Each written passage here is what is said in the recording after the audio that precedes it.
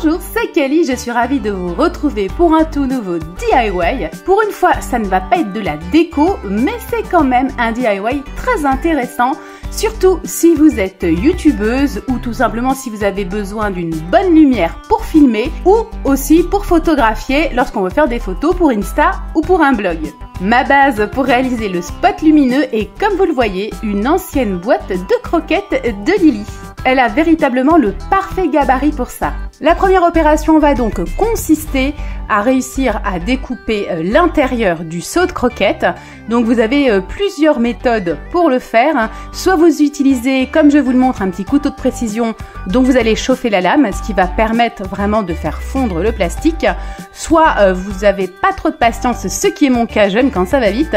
Je détourne donc la fonction d'un ustensile pour réaliser de la pyrogravure. Concernant le couvercle, je vais tout simplement tracer un petit repère au crayon papier et ensuite découper au ciseau. Là, c'est vraiment facile parce que le plastique est plus souple et puis on peut parfaire les pourtours à l'aide d'un petit couteau de précision.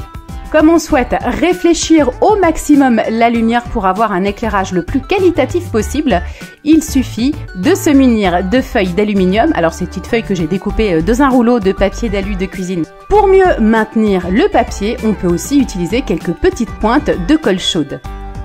On procède donc à cette opération papier d'aluminium, que ce soit au niveau du cercle qu'au niveau du fond de la boîte à lumière. J'utilise ensuite une grande bande de 5 mètres de LED autocollante que je vais placer sur le papier d'aluminium et ça tient parfaitement bien.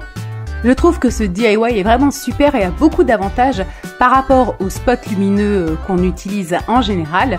J'en ai pour ma part 3. D'une part, c'est beaucoup moins encombrant, d'autre part, c'est tout à fait efficace. Si ce n'est plus, on peut envisager de multiplier les bandes de LED et de faire un spot plus important si c'est nécessaire, ou bien même d'en fabriquer plusieurs. Et ensuite, c'est incassable. Les spots conventionnels sont munis de lampes et moi ça m'est déjà arrivé d'avoir un spot qui tombe malencontreusement ou qui se cogne et dans ces cas-là, la lampe qui est très onéreuse eh bien, est tout de suite détruite. Alors qu'ici c'est complètement incassable et vous avez même des bandes de LED qui sont waterproof. Donc vous voyez que c'est quand même quelque chose qui est résistant et c'est super léger. Comme j'ai conservé la poignée, je peux même le trimballer facilement quand j'ai besoin de tourner quelque chose.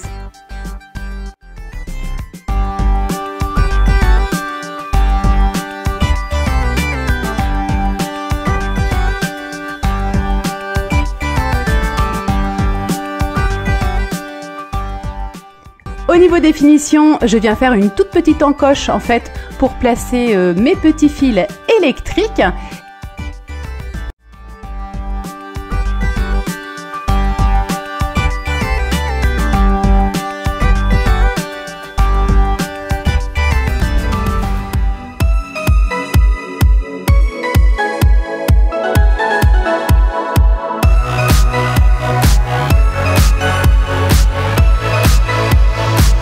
Ensuite, je réalise le petit branchement électrique. Vous voyez, c'est très facile.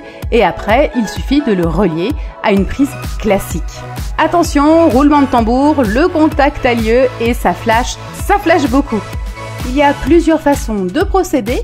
On peut donc, pour un maximum de réflexion et d'éclairage, ajouter le fond comme vous le voyez sur l'image, ou bien n'utiliser que l'anneau lumineux. Ensuite, je voulais pouvoir le poser sur une table, ce qui est le cas vu sa forme, mais aussi éventuellement le mettre sur un pied pour me permettre de régler la hauteur de l'éclairage et sa direction. Rien de plus facile, j'ai donc fixé un petit adaptateur au pistolet à colle sur l'anneau lumineux et ensuite ça me permet de le clipser et de pouvoir orienter comme je le souhaite la lumière. Et comme je vous disais, donc j'ai deux options, soit tel que vous le voyez, l'anneau lumineux uniquement, soit avec son fond pour qu'il réfléchisse un peu plus la lumière. Je vous ai fait quelques petites comparaisons d'images bien justement de Lily avec et sans l'anneau lumineux pour que vous voyez quand même que l'éclairage est assez différent. Alors c'est une lumière froide, tout dépend après de vos besoins. Vous pouvez aussi tout à fait opter pour une lumière chaude, ça c'est à vous de décider. Si vous avez aimé le sujet, je vous invite à le liker et aussi à le partager auprès de vos contacts sur les réseaux sociaux. N'oubliez pas de vous abonner à la chaîne pour ne rater aucune vidéo. À bientôt les câlinettes!